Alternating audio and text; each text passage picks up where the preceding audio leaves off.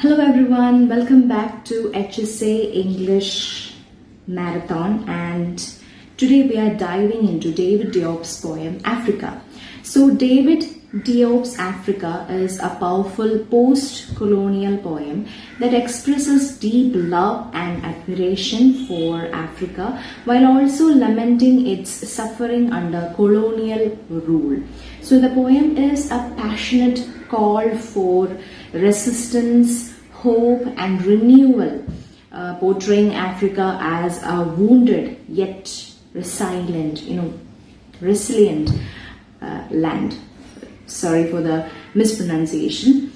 Okay, written in free verse, it combines the lyrical beauty with political urgency, making it an important piece in African literature. So its opening lines gives us the impression of this pride and connection to Africa. Africa, my Africa, Africa of proud warriors in ancestral savannas, Africa of whom my grandmother sings. So the speaker addresses Africa with a deep affection and pride. They recall the bravery of African ancestors and the oral tradition passed down by their grandmother. The repetition of Africa emphasizes the speaker's emotional connection. The imagery of warriors and savannas highlights the Africa's rich history.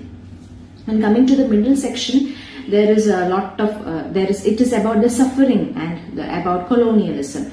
So is this you, this back that is bent, this back that breaks under the weight of humiliation, this back trembling with red scars and saying yes to the whip under the midday sun?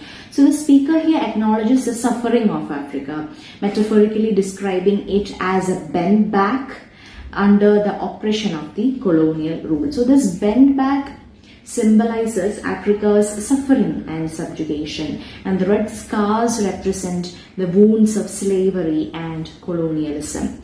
So the rhetorical question conveys anger and sorrow, and the final lines gives the impression of the hope and rebirth of Africa. But a grey voice answers me, impetuous child, that tree young and strong, that tree there in splendid loneliness amid white and faded flowers, that is Africa, your Africa, that grows again patiently, obstinately, and its fruit gradually acquires the bitter taste of liberty. So here the speaker hears a wise noise reminding them that Africa is like a strong tree that will regrow and reclaim its freedom even after suffering. So the tree symbolizes Africa's resilience and the ability to rise again, to grow. The bitter taste of liberty suggests that freedom will come, but at a great cost.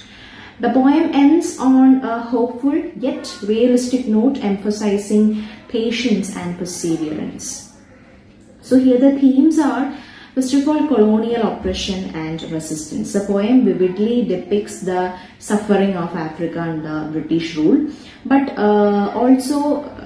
colonial rule, but also celebrates its resilience. Then African heritage and pride. The speaker reclaims Africa's strength and dignity through references to its warriors and oral traditions. And another theme is suffering and struggle. So Africa is personified as a wounded yet enduring figure, reflecting the harsh realities of slavery, forced labor and humiliation. The next theme is hope and rebirth. So despite its pain, Africa is portrayed as a tree that will grow again, symbolizing a future of freedom and renewal. And another theme is the price of freedom. So here the phrase bitter taste of liberty suggests that independence will be hard earned and painful, but ultimately rewarding. So next we are moving on to about the literary devices. So personification. Here Africa is personified or described as a person with a bent back, scars and a voice, making its suffering more vivid. And coming to symbolism, the bend back represents Africa's suffering under colonialism, and the tree symbolizes Africa's resilience and ability to grow despite hardships. Then the bitter taste of liberty suggests that the freedom comes at a cost. Then about the imagery, the poem paints powerful pictures of warriors, scars, whips, and the African landscape is there, engaging the reader's senses. Then about the contrast, the poem shifts from the past glory to the present suffering to the future hope. So it emphasizes the journey from oppression to resilience or liberation.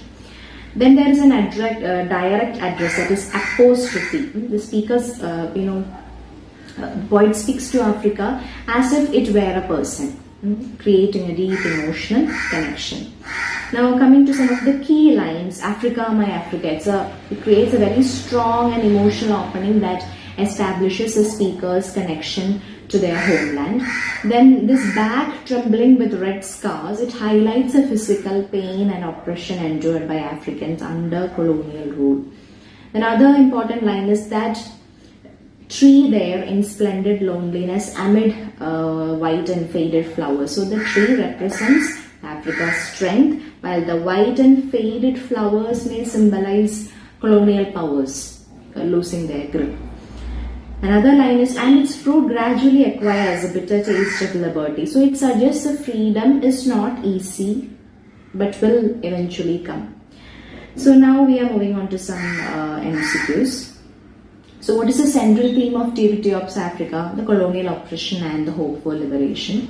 What does a bend back symbolize in the poem?